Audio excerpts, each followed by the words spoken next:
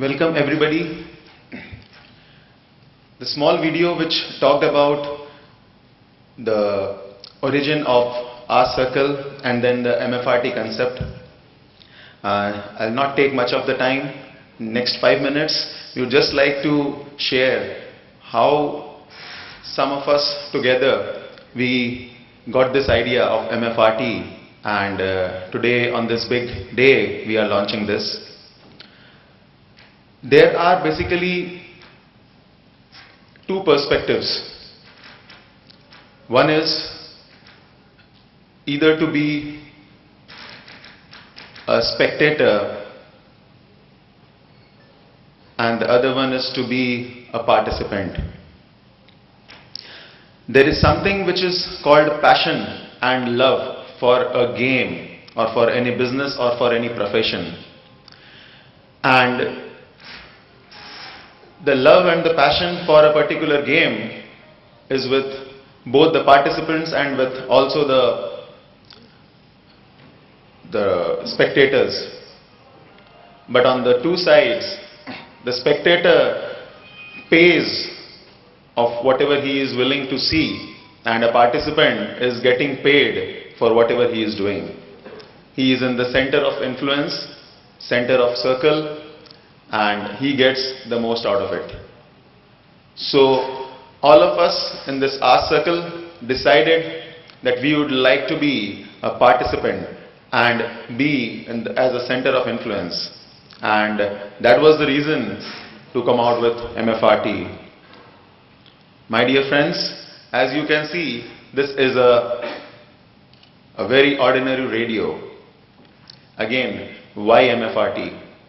See, all of us are just like this small box,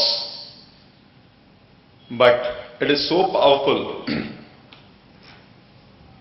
that when you just tune it, when you switch it on, it gets connected to various stations. You can connect yourself to BBC, to any station, to US, to UK or any other part of the world. It becomes very, very powerful instrument. But it becomes powerful only when it is connected. So here lies the importance of why there was a need of MFRT, to get connected.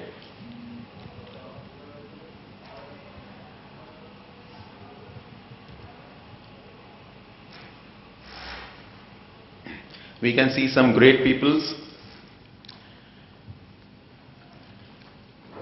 They are successful in various aspects of life. What is the reason? What is one reason, if we can share, that these people were successful? This is a question to everybody. What do you think can be something which is connecting everybody? Passion, yes. Dreams, yes. Vision, yes.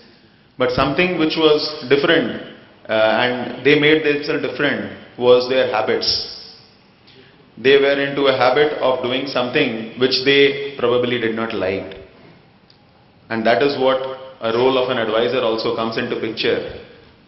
There are various things which we may not like, but we'll have to do them because they are good for us.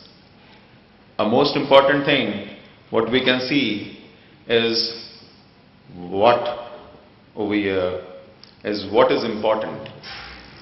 Do you think resources or vision? Any of these people, if you see the resources which they had, the money which they had when they started off, how much that was. And if we take example of Mother Teresa, what was the resources, what was the wealth which she was having? But now even she is not there, lot of wealth, millions and billions of dollars are coming in her foundation. Same with everybody. So what was important is not a resource. That was the foundation of our circle. We don't need resources. What we need is a vision. And a very, very important why. For any successful person, for Dhirubhai Ambani, when he was working on a petrol pump, what was not important to how to make a refinery and how to go about things. What was important was why in his life. He wanted to have world's largest refinery. That's it.